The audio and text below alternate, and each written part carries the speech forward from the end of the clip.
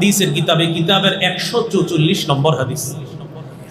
এই হাদিসের মধ্যে আসছে ক্বালা রাসূলুল্লাহ সাল্লাল্লাহু আলাইহি ওয়াসাল্লাম মিন সাআদাতি ইবনি আদামা সালাসা ওয়া মিন শিকওয়াতি ইবনি আদামা সালাসা। আদম সন্তানের সৌভাগ্যের লক্ষণ তিনটা, আদম সন্তানের হতভাগা হওয়ার লক্ষণ তিনটা। বলেন, সৌভাগ্যের লক্ষণ তিনটা, হতভাগার লক্ষণ আরেক হাদিসে আছে চারটা।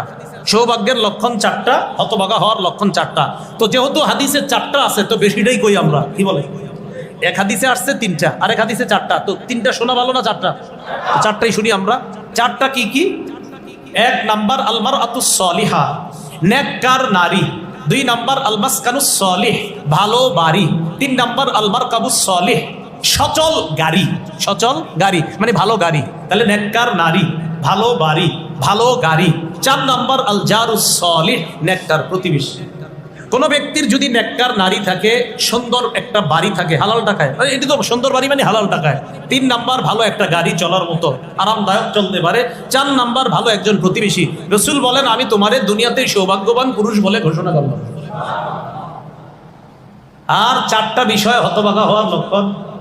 এক নাম্বার আল মারআতুস সু, খারাপ নারী। ফজরের পর থেকে শুরু হয় টেপ রেকর্ড বাজানো, একদম ঘুমের আগে গিয়ে শেষ হয়। আপনি ঘুমাইলেই বুঝেন আল্লাহ বাঁচাইছে।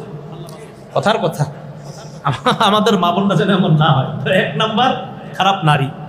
দুই নাম্বার আল মাসকানুস সু, খারাপ বাড়ি।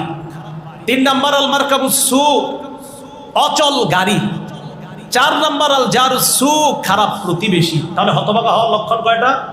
চারটা, খারাপ প্রতিবেশী। আল্লাহ আমাদের সকলকে যেই চারটা বিষয় সৌভাগ্যবান হওয়ার লক্ষণ, এই চারটা যেন আল্লাহ দুনিয়াতে আমাদেরকে দান করেন। আর যারা বর্তমানে আমরা বৈবাহিক জীবনে আছি তাদের পরিবারগুলো যেন আল্লাহ সুন্দর বানায়। এতক্ষণ পর্যন্ত যা বললাম সেটা হলো আদর্শ পরিবার গঠন করলাম আমরা। একজন নেককার, একজন দিনদার নারী পুরুষের মাধ্যমে আদর্শ পরিবার গঠন হলো। গঠন হওয়ার পর এরপর আপনার আমাদের সন্তান দুনিয়াতে আসবে, প্রজন্ম থেকে প্রজন্ম এইভাবেই দুনিয়ার সিস্টেমটা চলতে থাকবে। আল্লাহ আমাদেরকে লক্ষ্য করে বলছি, ইমানদাররা আমি আল্লাহ তোমাদেরকে সম্পদও দিব, সন্তানও দিব, তবে এই সম্পদ আর সন্তান তোমাদেরকে যেন আখিরাত ভুলাইয়া না দেয়। বলেন, সম্পদ সন্তান যেন আমাদেরকে আখিরাত ভুলাইয়া না দেয়। সূরা বনী ইসরাঈলে আল্লাহ বলেন ওয়া আমদাদনাকুম বিআমওয়ালিন ওয়া বানিন, আমি তোমাদেরকে সাহায্য করলাম সম্পদ দ্বারা আর সন্তান দ্বারা। সূরা মুনাফিকুনে আল্লাহ বলেন ইয়া আইয়ুহাল্লাযীনা আমানু লা তুলহিকুম আমওয়ালুকুম ওয়ালা আওলাদুকুম আন যিকরিল্লাহ। হে ঈমানদারগণ, তোমাদের সন্তান, তোমাদের সম্পদ তোমাদেরকে যেন আল্লাহর জিকির থেকে বিমুখ করে না দেয়, গাফেল করে না দেয়, অলস করে না দেয়। তাহলে সন্তান সম্পদ যেন আমাদের জাহান্নামের কারণ না হয়, সন্তান সম্পদ যেন আমাদের জান্নাতের কারণ হয়। এজন্য রাসূলুল্লাহ সাল্লাল্লাহু আলাইহি সাল্লাম মুসলিম শরীফের 2958 নম্বর হাদিস, আমাদের মাদ্রাসার পাঠ্যপুস্তক অনুসারে এই হাদিসের মধ্যে রাসূল সাল্লাল্লাহু আলাইহি সাল্লাম বলেন, ও যারা পকেটে মোবাইল রাখেন এই মোবাইল অনুযায়ী হবে 5172 নম্বর হাদিস। যদিও এটা আন্তর্জাতিক নাম্বার না, কারণ ওয়ার্ল্ডে এটা ফলো করা হয় না। আমাদের মাদ্রাসার পাঠ্যপুস্তকের যে নাম্বারটা এটাই ওয়ার্ল্ডে ফলো করা হয়। রাসূলুল্লাহ সাল্লাল্লাহু আলাইহি সাল্লাম বলেন ইয়াকুলু ইবনু আদম মালি মালি, আদম সন্তান কয় আমার সম্পদ আমার সম্পদ। ওয়া হাল্লাকা মিন মালিকা ইবনা আদম ইল্লা মা আকালতা ফাআফনাইতা আও লাবিসতা ফাআবলাইতা আও তাসাদ্দাকতা ফাআমজাইতা।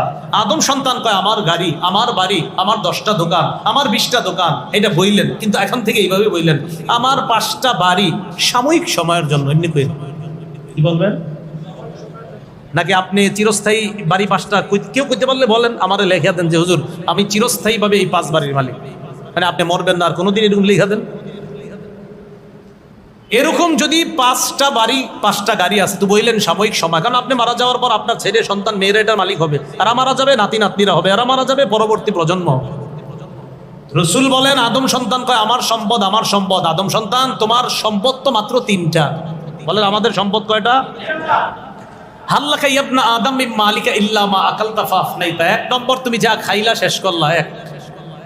2 নাম্বার আও লাবিসতা ফাআবলাইতা, যা পরলা পুরাতন করলা, শেষ তোমার সম্পদ। 3 আও তাসাদ্দাকতা ফাআমজাইতা, যে দান সদকা তুমি করছো, দেখতেছো পকেট থেকে বের হইছে, আসলে যদিও দেখছো বের হয়েছে এটা কিন্তু তুমি নষ্ট করো নাই, মারা যাওয়ার পরে এটা পেয়ে যাও। মারা যাওয়ার পরে এটা পেয়ে যাও। রাসূলুল্লাহ সাল্লাল্লাহু আলাইহি সাল্লাম খাসি জবাই করছে, বকরি জবাই করার পর গোশত বন্টন করে দিতেছে চারদিকে। গোস্ত বন্টন করার পর নবীজি সাল্লাল্লাহু আলাইহি সাল্লাম বললেন, আয়েশা আর কি পরিমাণ বাকি আছে? আম্মাজান আয়েশা বললেন, হুজুর এই গোস্তের ঘাড়ের একটু অংশ ছাড়া আর কিছু বাকি নাই, সব শেষ, সব দান করা হয়েছে। নবীজি বললেন, আয়েশা ঘাড়ের অংশ ছাড়া সবটাই বাকি আছে। বুঝেন নাই মনে হয়? নবীজি বললেন, আয়েশা যেটা দান করা হয়েছে ওইটাই আছে, যেটা এখনো করা হয় নাই এটা নাই। আম্মাজান আয়েশা কয়, মানি? হ্যাঁ, যেটা দান করা হয়েছে এটা মৃত্যুর পর নিশ্চিত পেয়ে যাব। রাসূলুল্লাহ সাল্লাল্লাহু আলাইহি সাল্লাম বললেন, সম্পদ কয়টা? খাইলাম, পরিধান করলাম, দান সদকা করলাম, বাস এতটুকুই, খালাস সম্পদ। তো আল্লাহ বলেন, তোমাদের সন্তান তোমাদের সম্পদ, তোমাদেরকে যেন আখিরাত থেকে গাফেল করে না দেয়। মানুষ চিন্তা করে আমার সন্তানের জন্য আমি একটা চিপস একটু হাতে দিয়ে আসি, এরপর এশার নামাজটা পড়ি। চিপসটা দিতে গিয়ে আপনার এশার নামাজের জামাত ছুটে গিয়েছে, তো এই সন্তান আপনাকে জামাত থেকে দূরে সরাই দিল। কেন নামাজের পরে চিপসটা তার হাতে দিলে সমস্যাটা কোথায় ছিল? যে বিষয়টা বুঝাইতে চাইলাম, মানুষ দোকানে শাটার লাগায় না, মুয়াজ্জিন সাহেব বলে হাইয়া আলাস সালাহ হাইয়া আলাল ফালাহ, ইকামত হচ্ছে, শাটার লাগায় না কেন? কাস্টমার কয় ভাই 10,000 টাকার সদাই নিব। একদিক দিয়ে চিন্তা করে 10,000, আরেক দিক দিয়ে মুয়াজ্জিন সাহেব কয় নামাজে আসো। এখন চিন্তাটা হয়ে গেল কি, একদিক দিয়ে কয় সম্পদ, মুয়াজ্জিন সাহেব কয় নামাজ। একদিক দিয়ে কয় সম্পদ, মানে আল্লাহ মুয়াজ্জিনের কণ্ঠে বলতেছে আসো আসো নামাজে। 16 নম্বর পারা শেষ পৃষ্ঠে আল্লাহ বলে, এই শোনো নামাজ পড়ো। নবী আপনি পরিবারকে নামাজের কথা বলেন। নাহনু নারজুকুকা, আমি আল্লাহ আপনাদেরকে রিজিক দেই। লা নাসআলুকা রিজকা, আমি তোমাদের থেকে রিজিক চাই না। নাহনু নারজুকুকা, আমি আল্লাহ তোমাদেরকে রিজিক দেই। আচ্ছা বলেন তো নামাজের সাথে রিজিকের সম্পর্ক কি? আল্লাহ নামাজের কথা বলার পর রিজিকের কথা কেন বললেন? খুব মন দিয়ে বুঝছেন। আল্লাহ নামাজের কথা বলার পর রিজিকের কথা এই কারণে বলছে, মানুষকে আল্লাহ বলেন তোমরা নামাজ পড়ো, নবী আপনি পরিবারকে নামাজের কথা বলেন, আমি আপনাদের কাছে রিজিক চাই না, আমি রিজিক দেই। এখন দেখবেন মানুষ রিজিকের টেনশনে নামাজে যায় না। আল্লাহ কয় বান্দা আমি তো রিজিক দেই তোমাকে, আসো নামাজে। তুমি নামাজে আসবা না মানে আমি রিজিক তোমাকে দেই, আমি তোমার রিজিক চাই না। এই জন্য দোকানদার দোকান বন্ধ করে নামাজ পড়লে মাস শেষে হিসাব করে দেখেন বেচা কিনা কম হলেও তার বরকত বেশি হবে। কেন? দেখবেন তার পরিবারের কাউকে হসপিটালাইজড করা লাগে নাই, কাউকে ডাক্তার দেখানো লাগে নাই, আর এটার নামই বরকত। এবার আপনাদেরকে একদম প্রথম কথায় নিয়ে যায়। আল্লাহ বললেন, ইমানদাররা নিজেরা বাঁচো, পরিবারকে বাঁচাও জাহান্নামের আগুন থেকে, যেই জাহান্নামের আগুনের জ্বালানি হবে মানুষ এবং পাথর। তো মানুষ কারা? বলেন আমরা, বলেন মানুষ কারা? আমরা যেন জাহান্নামের জ্বালানি না হই। এই জন্য বলেছিলাম পরিবারকে দিনদার একটা পরিবার বানানো। দিনদার পরিবারের শর্ত কি বলেছিলাম? দিনদার স্বামী, দিনদার স্ত্রী। আর নবী বলেছেন দিনদার স্বামী স্ত্রীর মাধ্যমে যেই সন্তান দুনিয়াতে আসবে, আমি নবী আশাবাদী সন্তান নেককার হবে।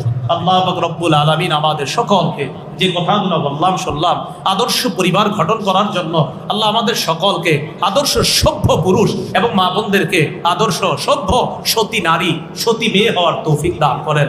আমিন।